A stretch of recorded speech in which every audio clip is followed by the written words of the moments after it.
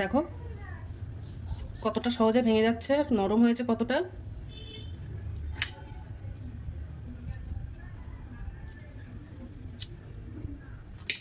এখনো গরম আছে,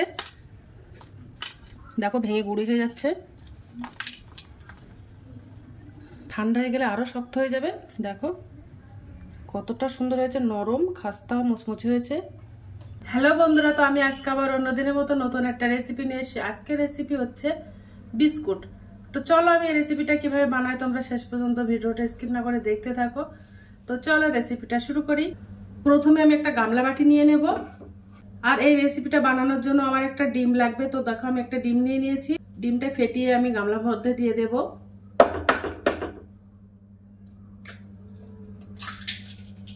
পুরো ডিমটাই আমি নিয়ে নিয়েছি, কুসুম আর সাদা অংশটা।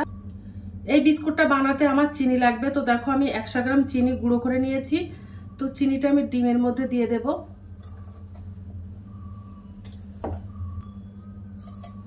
চিনিটা গুঁড়ো করে দিলে সহজে গলে যায় ভালোভাবে। চিনিটা আমি ডিমের সঙ্গে মিশিয়ে নেব ভালো করে। যতক্ষণ ডিমটা সাদা না হবে ততক্ষণ গুলে নেব,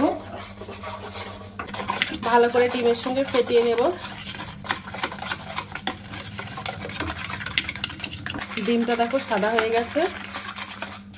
ডিম আর চিনির সঙ্গে ভালো করে মিশিয়ে নিয়েছি। আমি এই কাপের আমি হাফ কাপ সাদা তেল নিয়ে নিয়েছি। ওই সাদা তেলটা আমি ডিমের মধ্যে দিয়ে দেব।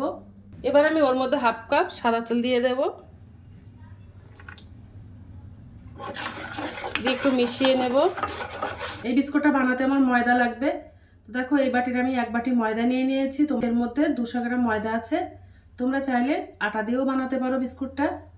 তো আমি দিয়ে দেব। আর দেখো আমি এই বাটির আমি হাফ বাটি গুঁড়ো দুধ নিয়ে নিয়েছি, এই গুঁড়ো দুধটা দিয়ে দেবো। এই গুঁড়ো দুধটা দিলে কিন্তু খেতে বিস্কুটটা অসম্ভব মজাদার লাগে। তোমরা চাইলে এটা দিতেও পারো বা বাদ দিতে পারো। তো আমি এই গুঁড়ো দুধটা দিয়ে দেব, ময়দাটা মিশিয়ে নেব।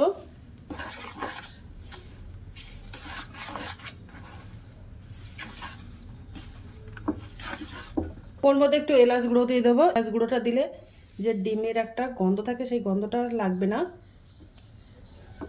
ওর মধ্যে আমি একটু বেকিং পাউডার দিয়ে দেব। 1 চামচের 4 ভাগের 1 ভাগ দিয়ে দিয়েছি। আর অল্প একটু বেকিং সোডা দিয়ে দেব। ভালো করে চটকে মেখে নেব এই ডোটা। আর ওর মধ্যে একটু লবণ দিয়ে দিতে হবে। লবণটা দিলে কিন্তু বিস্কুটটা খেতে খুব টেস্টি লাগে। তো আমি সামান্য পরিমাণে লবণটা দিয়ে দিয়েছি। এর মধ্যে আমি এক্সট্রা আর কোনো জল দেব না।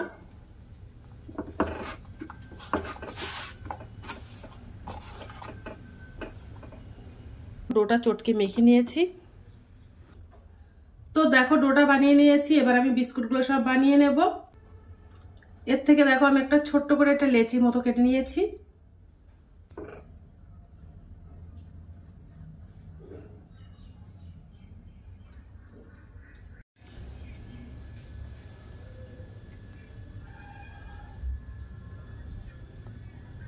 দেখো লম্বাটে মতো করে নিয়েছি।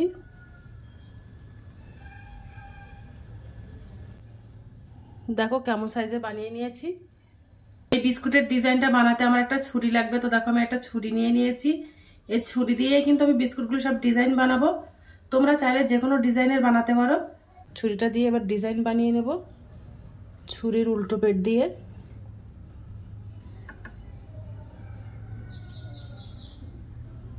এটা দিয়ে আমি এইভাবে ডিজাইন বানিয়ে নেব।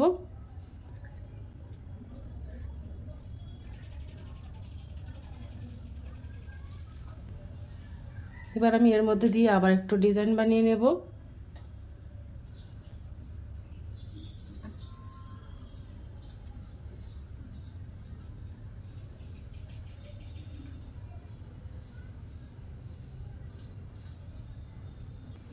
দেখো ডিজাইন বানিয়ে নিয়েছি।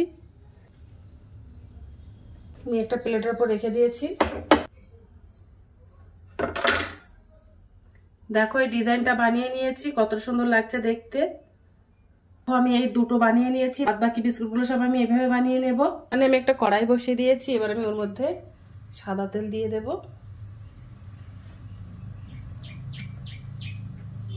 বিস্কুটগুলো সব বানিয়ে নিয়েছি।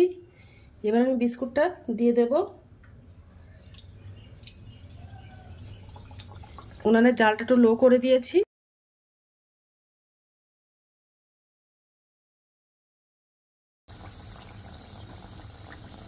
আর উনানের জালটা একদম লো করে দিয়েছি। দেখো বিস্কুটগুলো আস্তে আস্তে লাল হয়ে আসছে।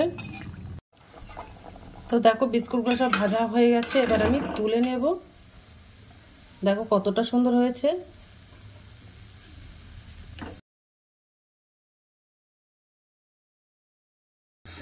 তো বাদ বাকি বিস্কুটগুলো সব আমি এভাবে ভাজা করে নেব।